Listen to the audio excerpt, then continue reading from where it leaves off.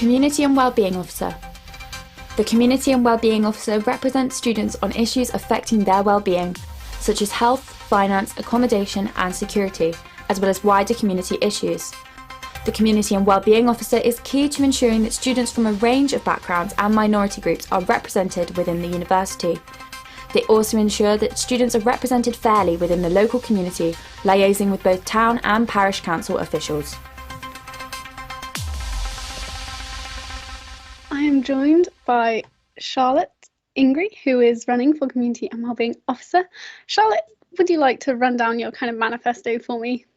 Yeah, of course. So my main manifesto point and my top one is to focus on pandemic support. And this is both financial and emotional support, because I think we can't go forward into the next year without acknowledging the impact on students of the last year.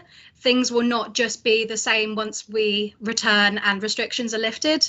I think we really need to focus on the ways which students might even be more struggling financially or emotionally, and how this might put pressure on services at the university, such as Open Door. And we need to kind of plan for that already. I also want to focus on increasing focus on student-led campaigns.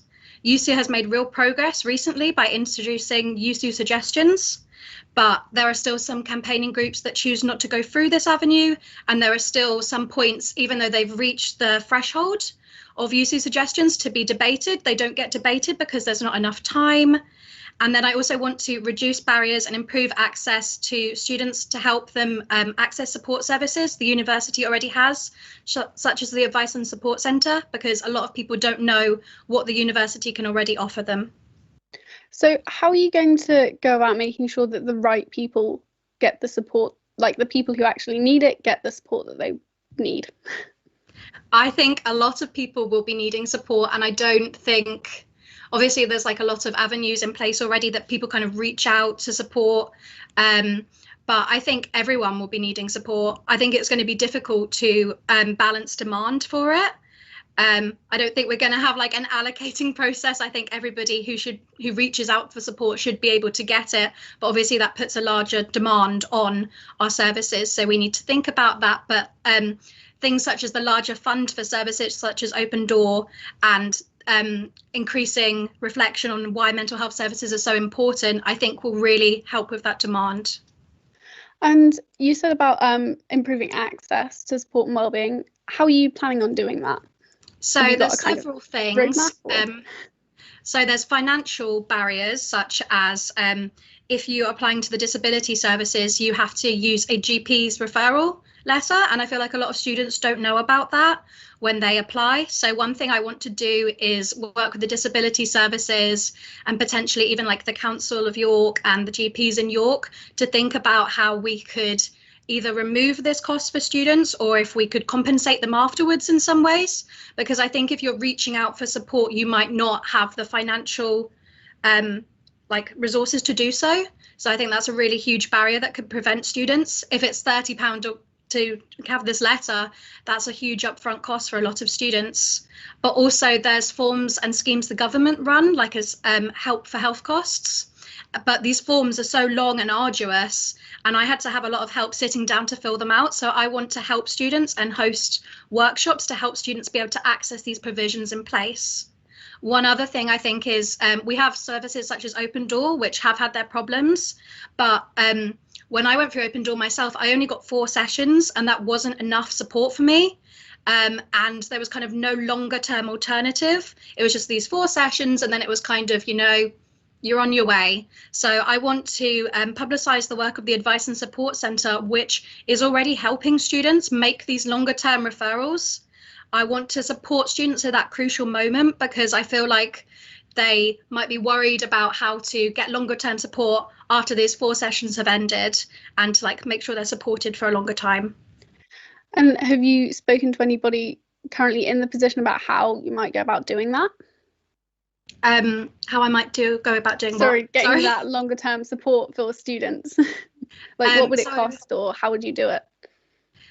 In the past year, I've been working as a part-time officer, so I have a lot of working relationships with people in USU at the university. I haven't personally worked with anybody from the Advice and Support Centre, but I know if I were to step into the role, those would be the first point of contact that I would go to support, because I don't think we should be investing in lots of different new services when we already have existing ones we can rebuild. And I don't want to detract from those services by implementing new ones. I want to focus our resources rather than dividing them. And you want to increase your focus on student-led campaigns, and you spoke about the USU Have Your Say thing.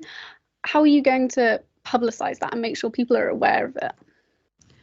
I think what I would like to do is talk to campaign groups about why they might not have chosen to go through the USU Suggestions programme. So I'm aware of some, and I want to know, is it because they think the USU's Suggestions platform is ineffective? Do they consider themselves to already have a large support network? Basically, I want to use their feedback to see if we can reform the USU Suggestions platform, because I think it is a good way of holding sabbatical officers and part-time officers accountable and getting them to debate those things. But this only happens once a month, and like I said, there are some that are missed off. So in the last ideas forum that I attended, the things that had reached the amount of votes needed were things like calling a people's assembly, and things like that were dismissed for other concerns. But these students had voted for them, and therefore by dismissing them because there hadn't been enough time, we were dismissing students' voices, and I didn't agree with that. So how do you plan on making more time for students? I think it's really difficult, but I think USU Suggestions shouldn't be the only platform used. I think obviously, like, we don't want to overwhelm students with meetings because, you know, they've already got their degrees to go to, and we don't want to like get them sitting in front of computers for longer. But I think we need to have consulting groups with these students who choose not to go through this process, and then reflect on how we can make the process better if we're going to put our energy into it. If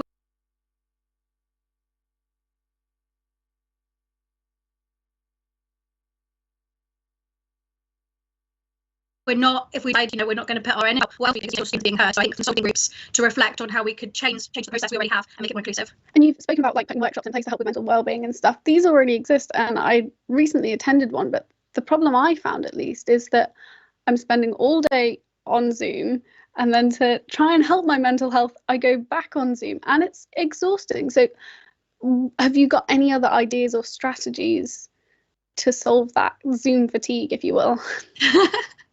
Yeah, I'm only laughing because I think that might have been on the bingo, but I'm hoping to be able to host some of these workshops in person, but also maybe to so one of the things I talked about in my manifesto in the first point was to get student group members, so like committee members, to attend Student Minds workshops, and then maybe they could relay these in informal conversations to their the rest of the committee and the members.